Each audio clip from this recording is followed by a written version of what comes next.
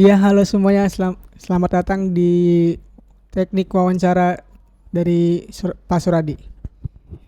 Saya di sini Febrian Setiawan, bisa dipanggil Rian, dan Ibu Retno Ningsi SPD MSI selaku Kepala Sekolah dari SMK Sejahtera Jakarta Utara.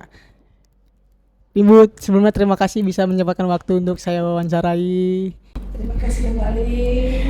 Ini adalah salah satu murid kami dari SMK Sejahtera yang dulunya memang kami tidak tahu mau ambil jurusan apa, tiba-tiba ambil jurusan Broadcast. yes. Mudah-mudahan cita-citanya tercapai. Amin. Diharapkan bisa terwujud dan terus maju, jangan pernah putus asa. Amin. Terima kasih Ibu doanya. Sebelum ini saya mau memberikan pertanyaan kepada Ibu Retno. Yang pertama, Ibu bisa ceritakan sedikit tentang profil dari SMK Sejahtera ini, Bu? Baik. Assalamualaikum warahmatullahi wabarakatuh. Saya Retno Ningsi SPD MSI selaku Kepala Sekolah SMK Sejahtera. Saya diangkat menjadi Kepala Sekolah SMK Sejahtera pada tahun 2021. Sampai sekarang diamanahkannya hampir berjalan kurang lebih 5 tahun. Mudah-mudahan amanah ini bisa diemban dengan baik, bisa memajukan SMK Sejahtera.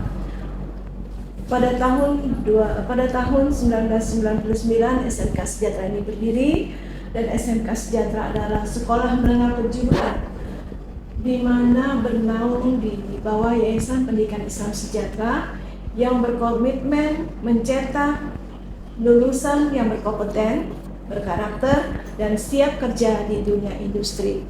Itulah profil SMK Sejahtera, di mana selalu memberikan yang terbaik dan siap mengantarkan lulusannya untuk di dunia kerja. Amin Ibu, terima kasih. Untuk pertanyaan kedua, bagaimana Ibu karir Ibu hingga sampai jabatan sebagai kepala sekolah ini, Ibu? Saya akan menceritakan sejarah saya dulu. Masalah karir saya tidak tiba-tiba saya duduk di meja seperti ini, tapi tentu dari bawah. Saya mulai mengajar pada tahun 1989, itu berpetualang kemana-mana ke sekolah-sekolah swasta, di mana intinya saya ingin mengembangkan ilmu saya yang saya miliki untuk dapat diserap kepada peserta didik maupun kepada dunia pendidikan. Karir saya di tahun 1999 ini, saya adalah sebagai guru awalnya, yaitu guru produktif yang dulunya dibilangnya guru sekretaris. Nah, dengan perubahan zaman, jurusan itu maka akan berubah menjadi administrasi perkantoran sampai sekarang menjadi MPLB. Nah, saya ngajar dari tahun 99 sampai dengan saat ini. Pada tahun 2018 saya diangkat menjadi wakil kepala sekolah. Selama 14 tahun saya menjabat jadi wakil kepala sekolah, dengan segala problema yang ada, segala ilmu-ilmu yang ada yang saya dapatkan, dan saya mendapatkan didikan yang sangat luar biasa dari kepala sekolah SMK yang sebelumnya. Beliau selalu mendidik saya dengan baik, mengajarkan saya bagaimana menjadi guru yang terbaik. Nah, pada tahun 2021 saya diberikan kesempatan oleh beliau, karena beliau akan melanjutkan ke yayasan. Saya diberikan amanah untuk mengemban menjadi kepala sekolah di SMK Sejahtera. Tentunya tidak semudah sesuai dengan harapan, tapi saya juga melalui proses, yaitu dengan promosi, visi misi, dan tujuannya mau dikemanakan SMK Sejahtera ini.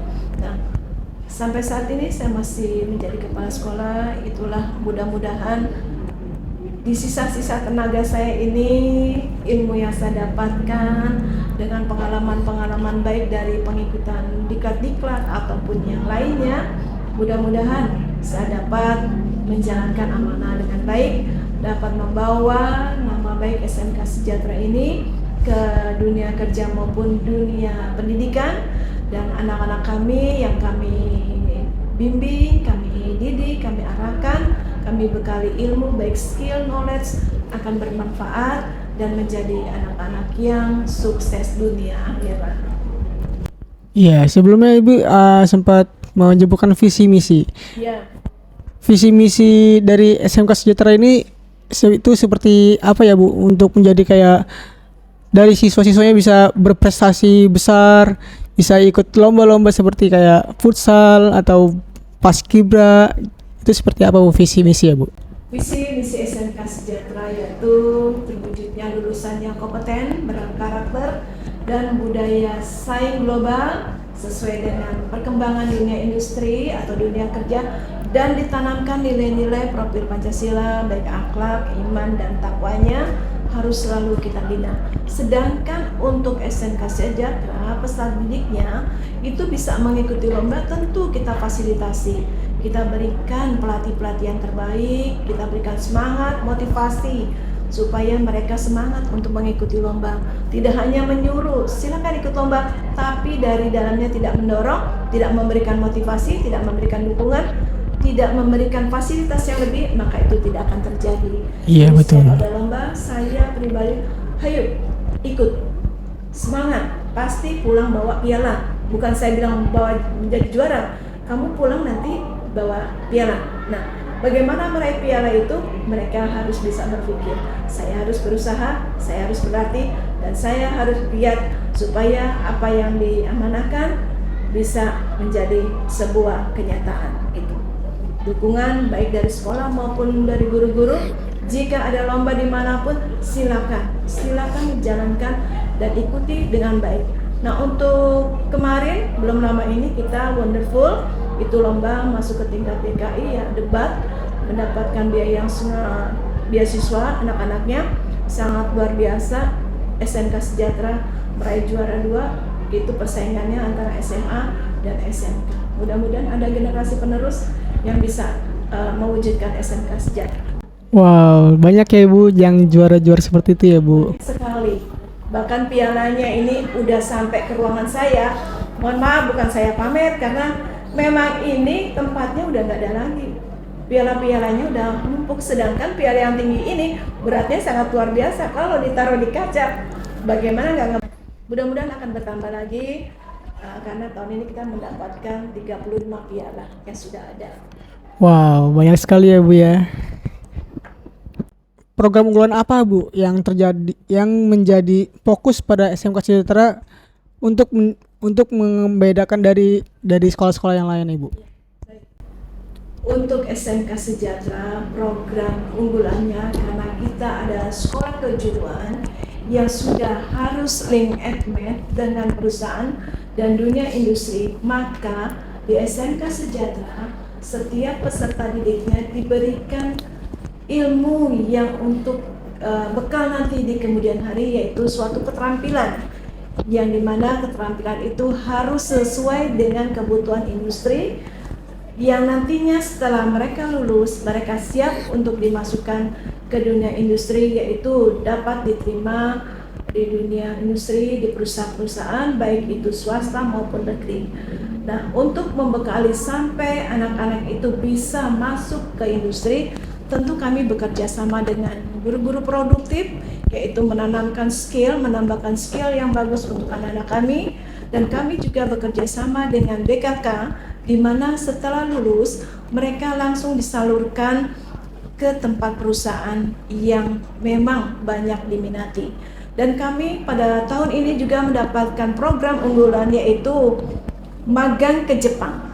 Magang ke Jepang sudah 15 siswa kami yang berangkat pada tahun ini, yaitu mereka bekerja di Jepang. Tentunya prosesnya sangat panjang, tidak instan. Mereka melalui dengan segala tes-tes yang akan dilakukan untuk siap magang di Jepang. Dan kami pun mendapatkan bantuan dari kementerian, yaitu dana yang akan digunakan untuk anak-anak magang ke Jepang. Nah, dana itu kami salurkan kepada mereka sebanyak 15 siswa yang berangkat mulai bulan kemarin Oktober, sudah semuanya berada di Jepang 15 siswa. Nah, mereka bekerja pada sampai ada yang 3 tahun, ada yang 5 tahun. Yang ibaratnya ngapain kerja di Jakarta kalau kita punya kesempatan di luar negeri sana. Ibaratnya mereka berkata, yuk kita kabur dulu untuk meningkatkan prestasi, meningkatkan kompetensi, dan membuka peluang untuk sekolah-sekolah yang lainnya, dan kita membuka peluang juga untuk bekerja ke luar negeri.